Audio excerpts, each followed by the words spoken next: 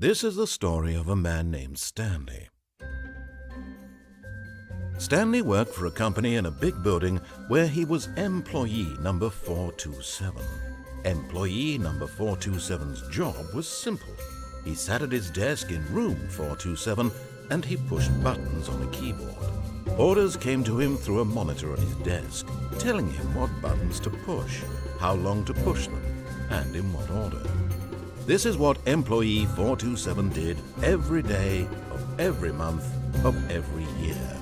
And although others might have considered it soul-rending, Stanley relished every moment that the orders came in, as though he had been made exactly for this job.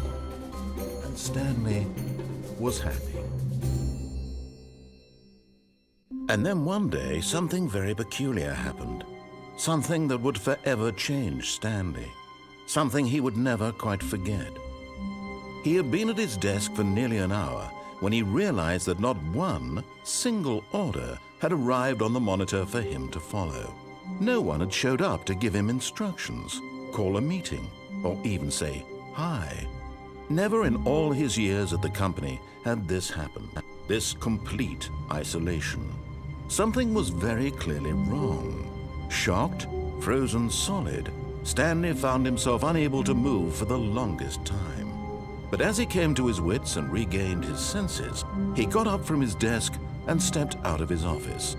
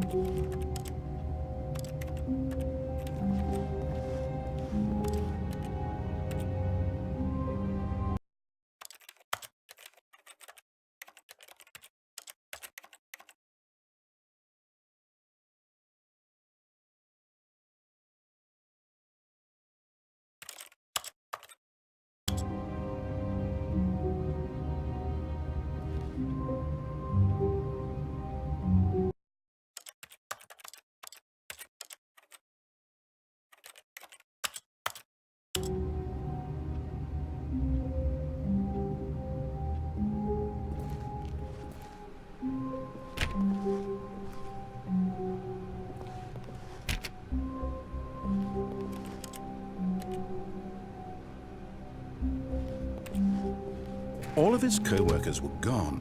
What could it mean? Stanley decided to go to the meeting room. Perhaps he had simply missed a memo. No matter how hard Stanley looked, he couldn't find a trace of his co-workers.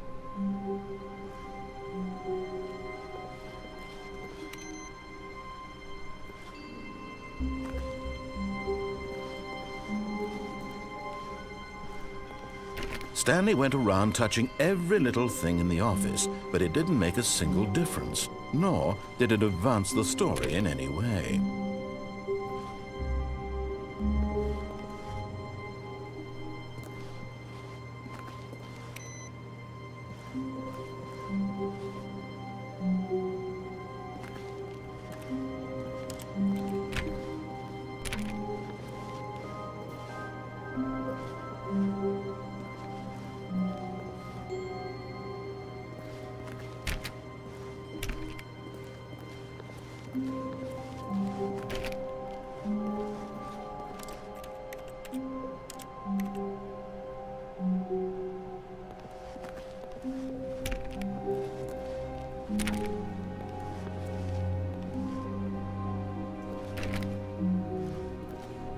When Stanley came to a set of 2 open doors, he entered the door on his left.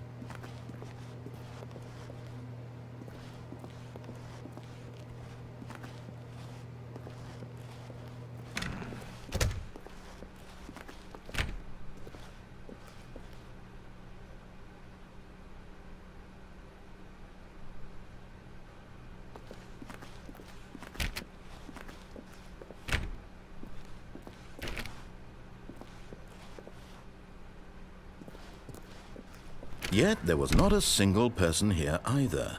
Feeling a wave of disbelief, Stanley decided to go up to his boss's office, hoping he might find an answer there.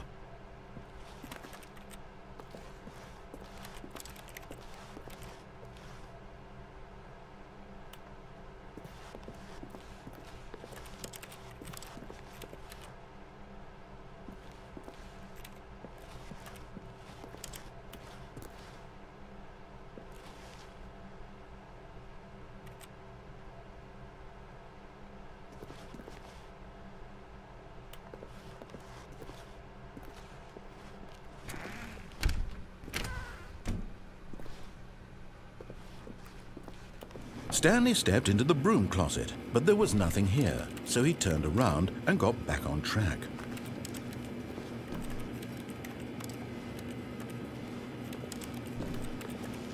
There was nothing here. No choice to make, no path to follow, just an empty broom closet. No reason to still be here. Coming to a staircase, Stanley walked upstairs to his boss's office.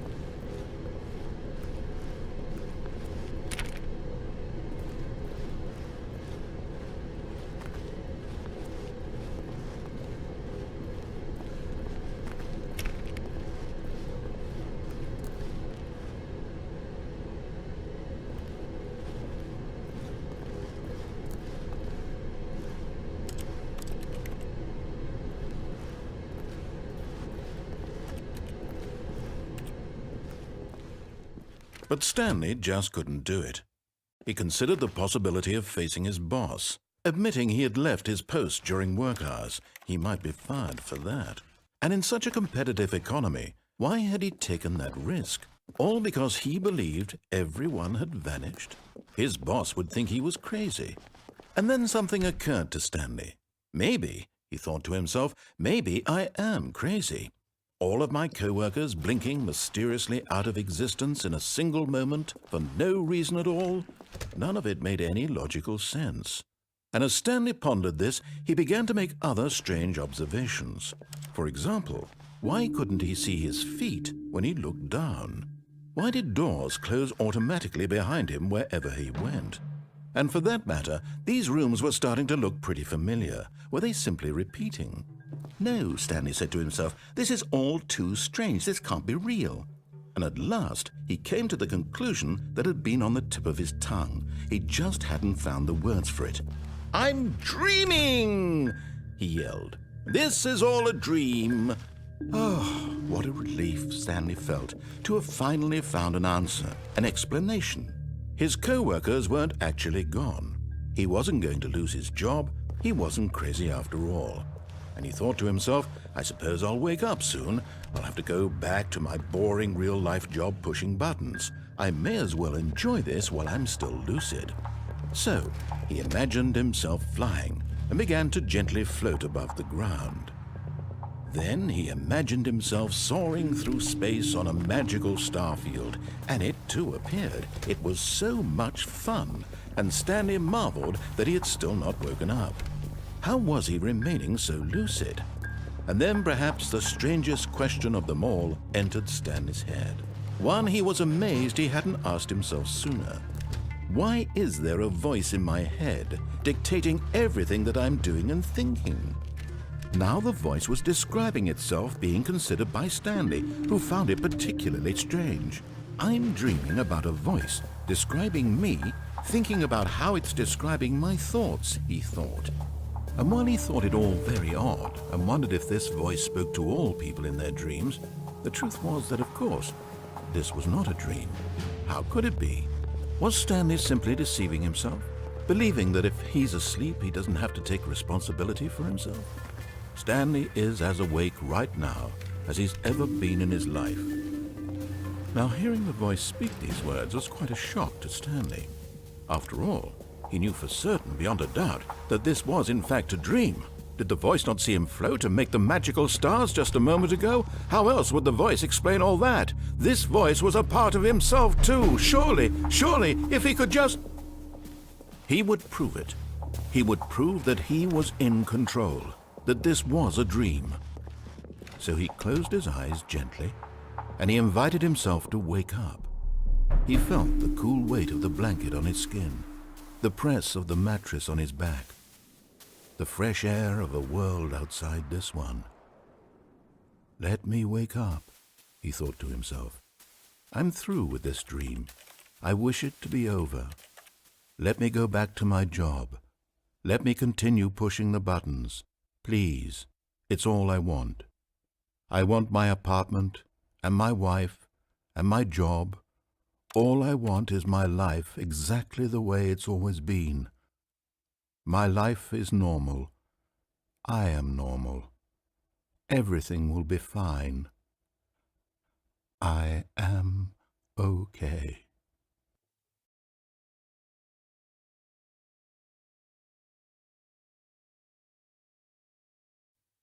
Stanley began screaming. Please, someone, wake me up. My name is Stanley. I have a boss. I have an office. I am real. Please, just someone tell me I am real. I must be real. I must be. Can anyone hear my voice? Who am I? Who am I? And everything went black.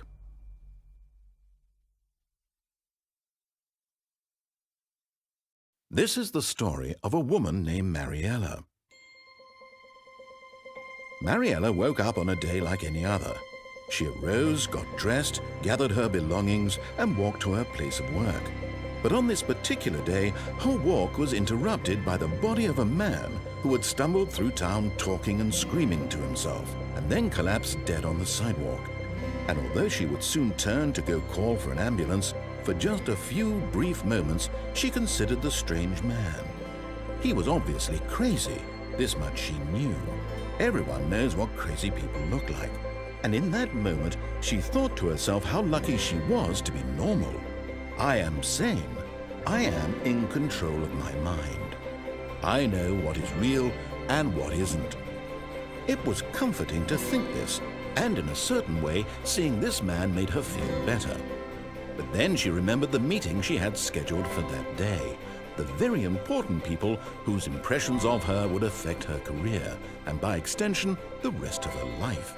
She had no time for this, so it was only a moment that she stood there, staring down at the body. And then she turned and ran.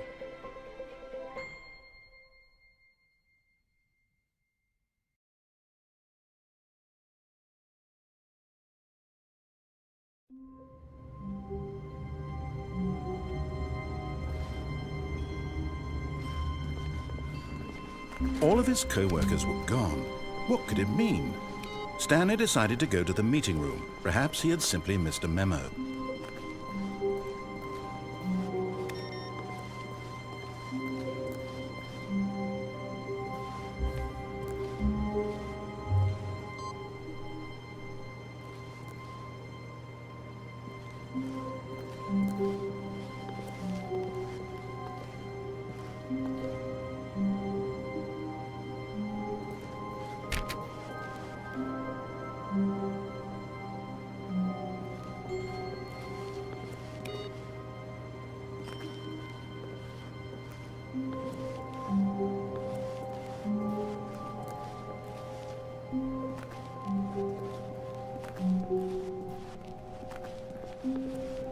No matter how hard Stanley looked, he couldn't find a trace of his co-workers.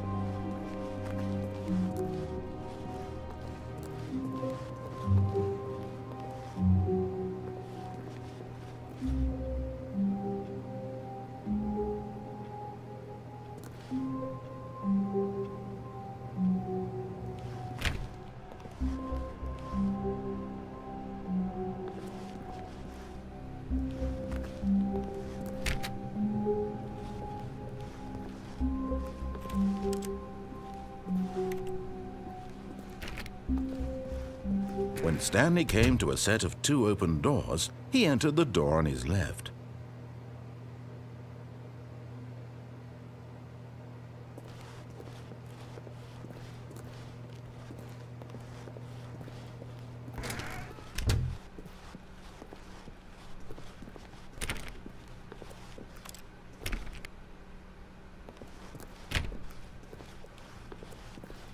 Yet there was not a single person here either. Feeling a wave of disbelief, Stanley decided to go up to his boss's office, hoping he might find an answer there. Oh no, no, not again. I won't be part of this. I'm not going to encourage you. I'm not going to say anything at all. I'm just going to be patient and wait for you to finish whatever it is you enjoy doing so much in this room. Please take your time.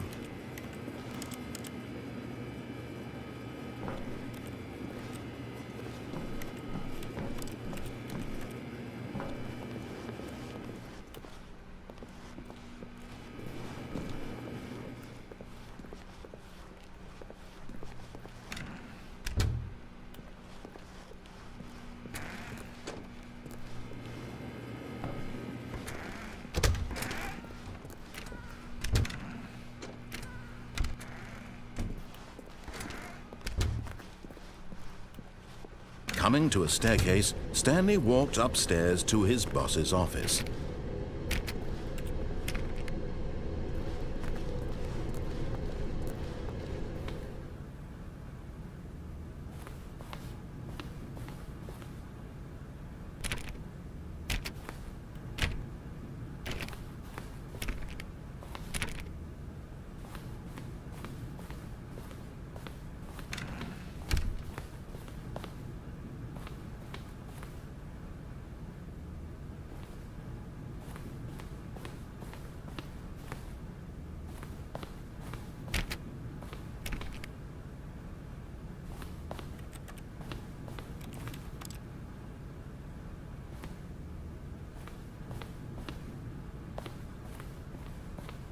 Stepping into his manager's office, Stanley was once again stunned to discover not an indication of any human life. Shocked, unraveled, Stanley wondered in disbelief who orchestrated this. What dark secret was being held from him? What he could not have known was that the keypad behind the boss's desk guarded the terrible truth that his boss had been keeping from him. And so the boss had assigned it an extra secret PIN number. 2845.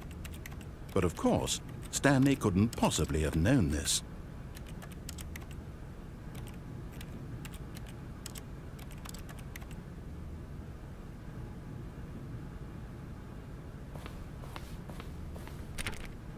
Stanley just sat around twiddling his thumbs. Trying to input anything on the device was useless, since he could never possibly know that the combination was 2845.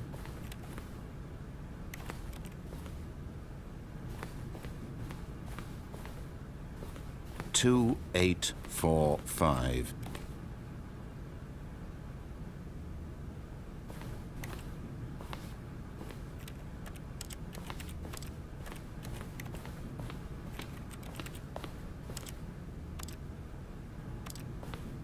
Forgot, but it turns out that the panel's emergency override kicked in, and the door just opened all by itself. And Stanley got the hell along with the story. Well, whoop-de-doo.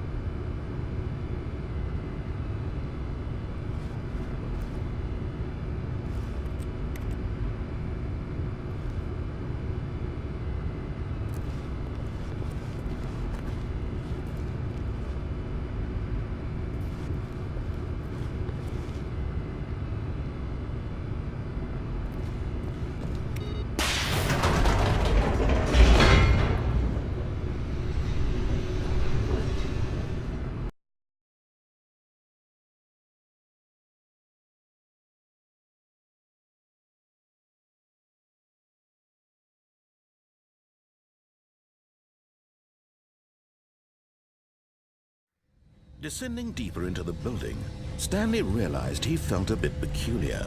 It was a stirring of emotion in his chest, as though he felt more free to think for himself, to question the nature of his job. Why did he feel this now, when for years it had never occurred to him? This question would not go unanswered for long.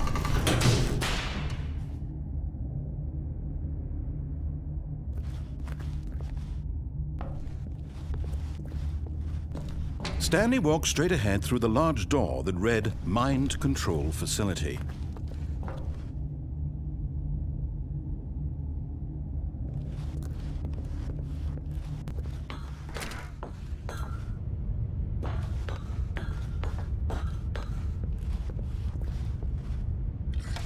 The lights rose on an enormous room packed with television screens.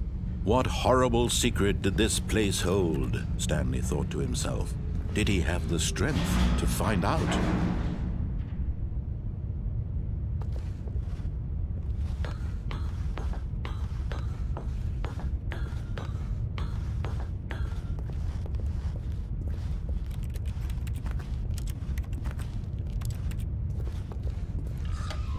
Now the monitors jumped to life, their true nature revealed.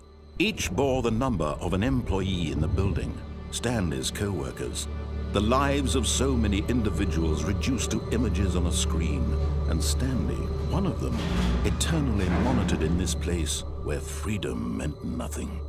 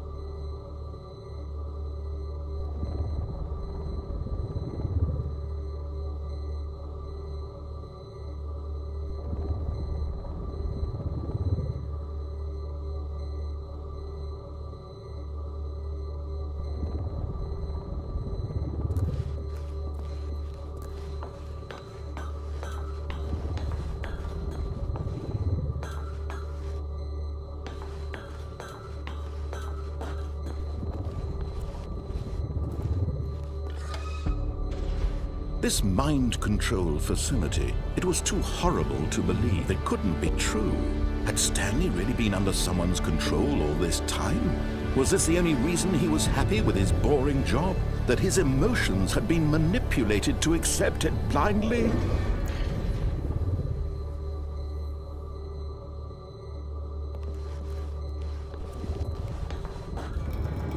No. He refused to believe it. He couldn't accept it. His own life in someone else's control? Never! It was unthinkable. Wasn't it? Was it even possible? Had he truly spent his entire life utterly blind to the world? But here was the proof. The heart of the operation. Controls labeled with emotions. Happy or sad or content, walking, eating, working, all of it monitored and commanded from this very place. And as the cold reality of his past began to sink in, Stanley decided that this machinery would never again exert its terrible power over another human life, for he would dismantle the controls once and for all.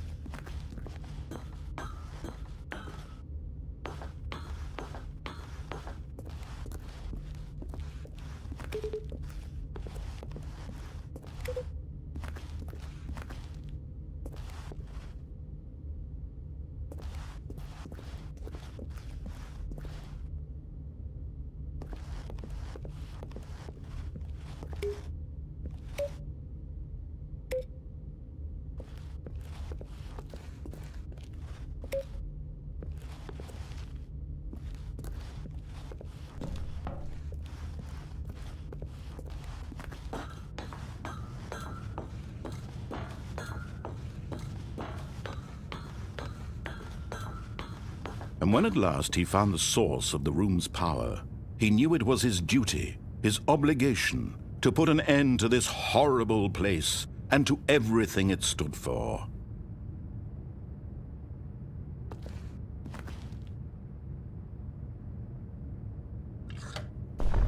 Oh, Stanley, you didn't just activate the controls, did you? After they kept you enslaved all these years, you go and you try to take control of the machine for yourself. Is that what you wanted? Control? Oh, Stanley, I applaud your effort, I really do. But you need to understand, there's only so much that machine can do. You were supposed to let it go, turn the controls off, and leave. If you want to throw my story off track, you're going to have to do much better than that. I'm afraid you don't have nearly the power you think you do. For example, and I believe you'll find this pertinent, Stanley suddenly realized he had just initiated the network's emergency detonation system. In the event that this machine is activated without proper DNA identification, nuclear detonators are set to explode, eliminating the entire complex. How long until detonation then? Let's say, 2 minutes. Ah, now this is making things a little more fun, isn't it, Stanley? It's your time to shine. You are the star. It's your story now. Shape it to your heart's desires. Oh, this is much better than what I had in mind. What a shame we have so little time left to enjoy it. Mere moments until the bomb goes off. But what precious moments each one of them is. More time to talk about you, about me, where we're going. What all this means, I barely know where to start. What's that? You'd like to know where your co-workers are? A moment of solace before you're obliterated? All right, I'm in a good mood. You're gonna die anyway. I'll tell you exactly what happened to them. I erased them. I turned off the machine. I set you free. Of course, that was merely in this instance of the story. Sometimes when I tell it, I simply let you sit there in your office forever, pushing buttons endlessly and then dying alone. Other times, I let the office sink into the ground, swallowing everyone inside, or I let it burn to a crisp. I have to say this, though, this version of events has been rather amusing. Watching you try to make sense of everything and take back the control wrested away from you, it's quite rich. I almost hate to see it go. But I'm sure whatever I come up with on the next go-around will be even better. My goodness, only 34 seconds left. But I'm enjoying this so much. You know what? To hell with it. I'm going to put some extra time on the clock, why not? These are precious additional seconds, Stanley. Time doesn't grow on trees. Oh dear me, what's the matter, Stanley? Is it that you have no idea where you're going or what you're supposed to be doing right now? Or did you just assume when you saw that timer that something in this room was capable of turning it off? I mean, look at you. Running from button to button, screen to screen, clicking on every little thing in this room. These numbered buttons, no, these colored ones. Or maybe this big red button, or this door. Everything, anything, something here will save me. Why would you think that, Stanley? That this video game can be beaten? Won? Solved?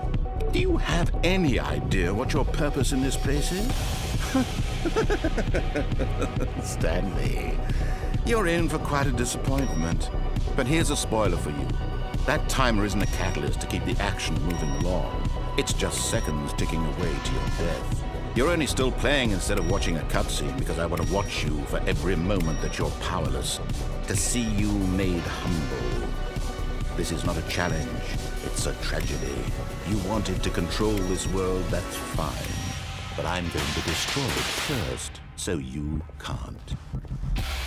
Take a look at the clock, Stanley. That's 30 seconds you have left to struggle. 30 seconds until a big boom and then nothing. No ending here, just you being blown to pieces. Will you cling desperately to your frail life, or will you let it go peacefully? Another choice. Make it count. Or don't. It's all the same to me, all a part of the joke. And believe me, I will be laughing at every second of your inevitable life from the moment we fade in until the moment I say, happily ever after.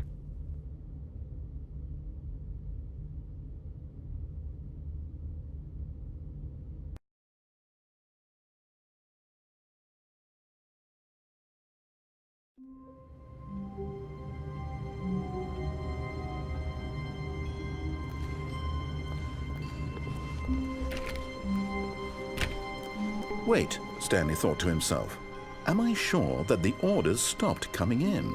How is that possible? They never stopped. Surely I was mistaken.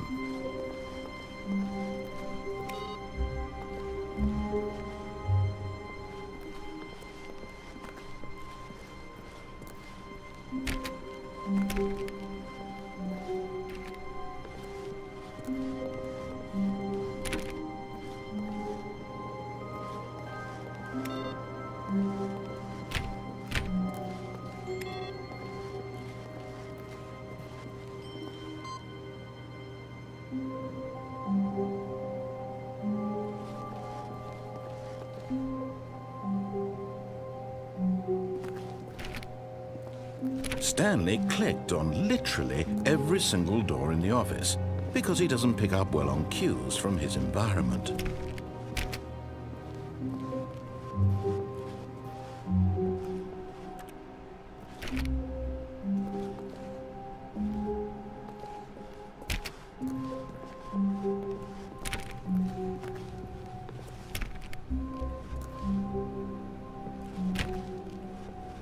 When Stanley came to a set of 2 open doors, he entered the door on his left.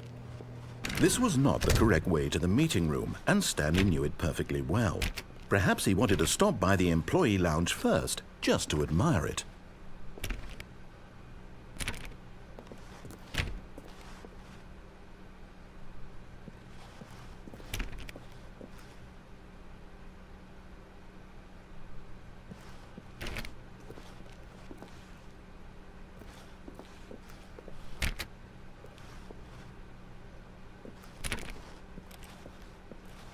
Ah, yes, truly a room worth admiring. It had really been worth the detour after all, just to spend a few moments here in this immaculate, beautifully constructed room. Stanley simply stood here, drinking it all in.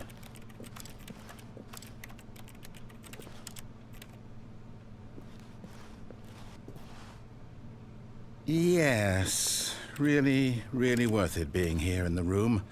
A room so utterly captivating that even though all your co-workers were eager to get back to business, Stanley took the first open door on his left.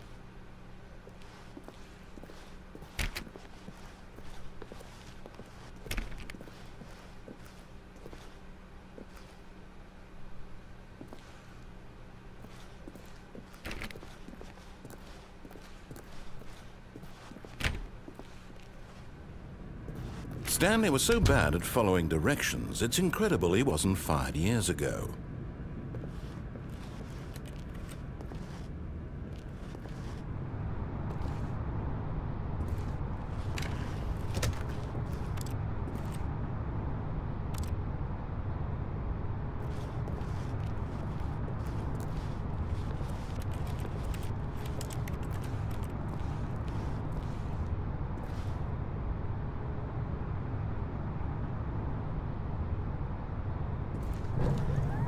Look, Stanley, I think perhaps we've gotten off on the wrong foot here.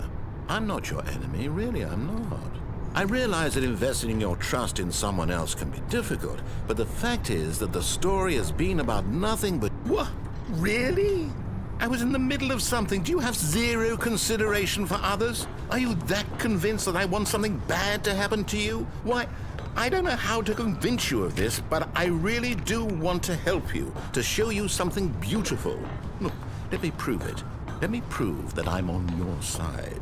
Give me a chance.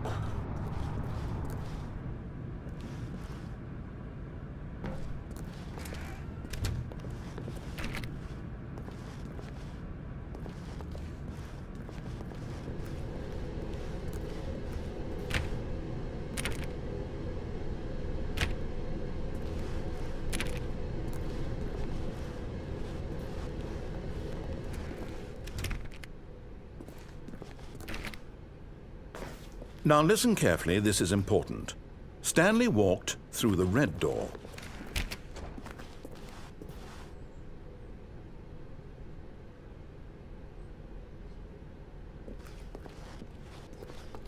Oh, thank God you are willing to listen to me.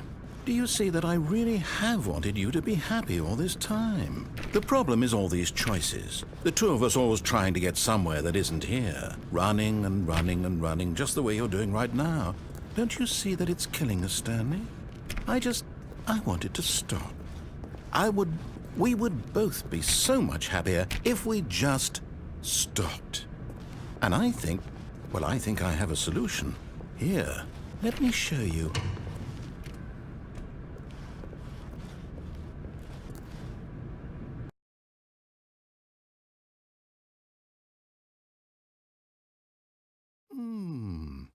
What do we want? What are we looking for?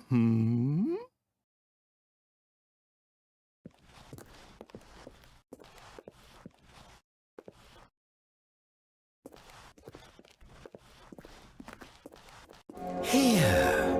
Yes. Oh, it's beautiful, isn't it? If we just stay right here, right in this moment with this place, Stanley, I think I feel happy. I actually feel happy.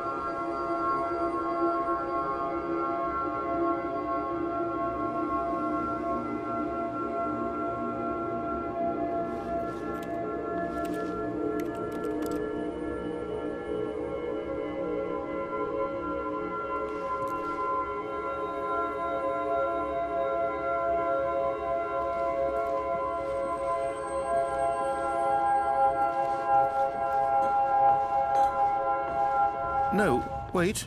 Where are you going?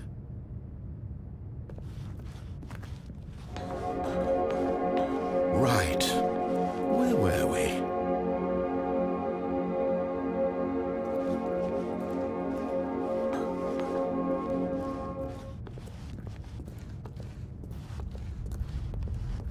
Oh, no. Stay away from those stairs. If you hurt yourself, if you die, the game will reset. We'll lose all of this.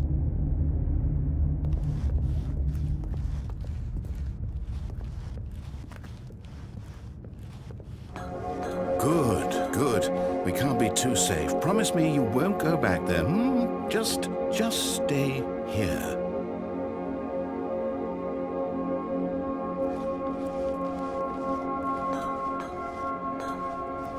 No! What do we talk about? You're risking everything we achieved here. You are going to stay here, aren't you?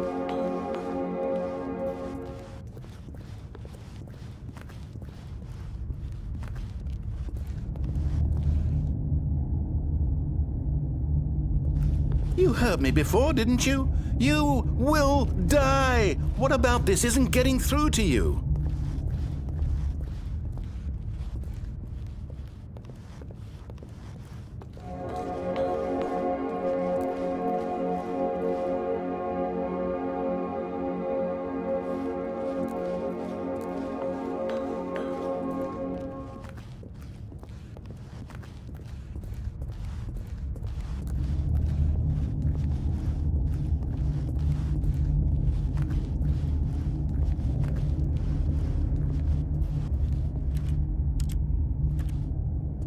Please, no, Stanley, let me stay here. Don't take this from me.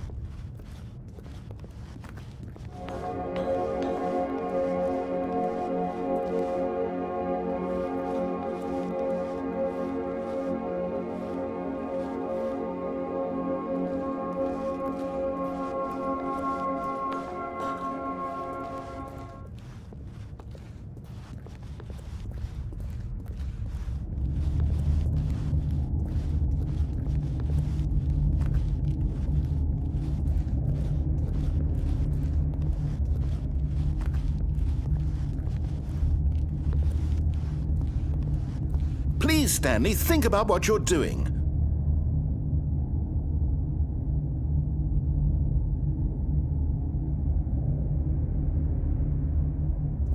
No! Oh, thank God you lived. You had me worried there for a moment. Now, can we please get back to the other room?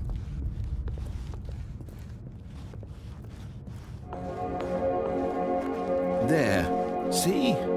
This is what you want. This is where we can both be happy. We really can. If we stop moving, we just have to stop moving.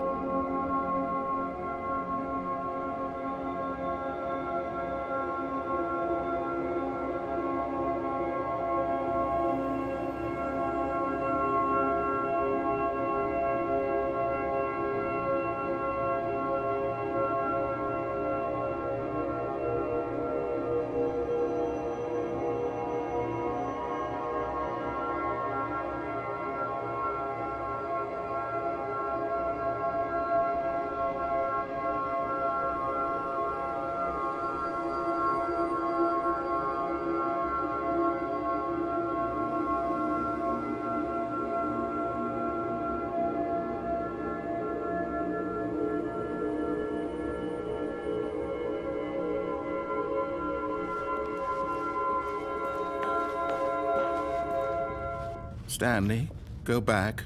There's nothing good that can come from this.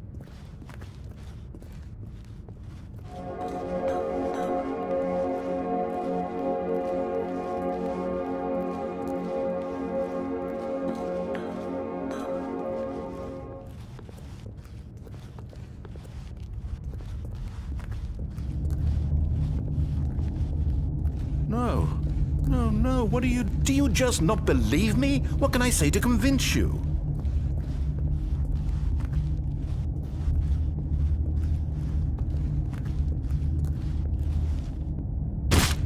Stanley, let's go back to the other room. Can you do that for me?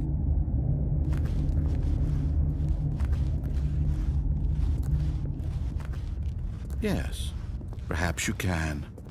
Perhaps you finally see what I'm talking about.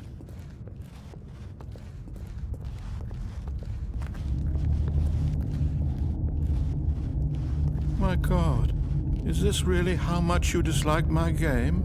That you'll throw yourself from this platform over and over to be rid of it? You are literally willing to kill yourself to keep me from being happy. Am I reading the situation correctly?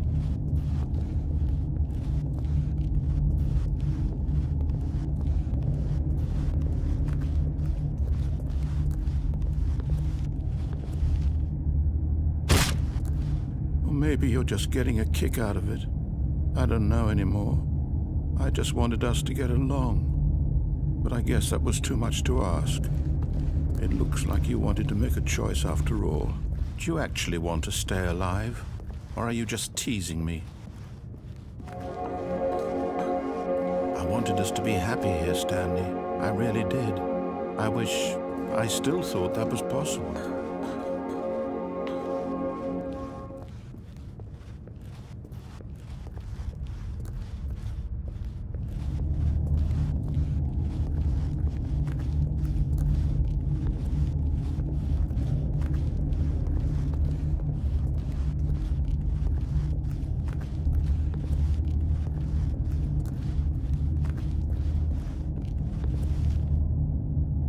Is it over?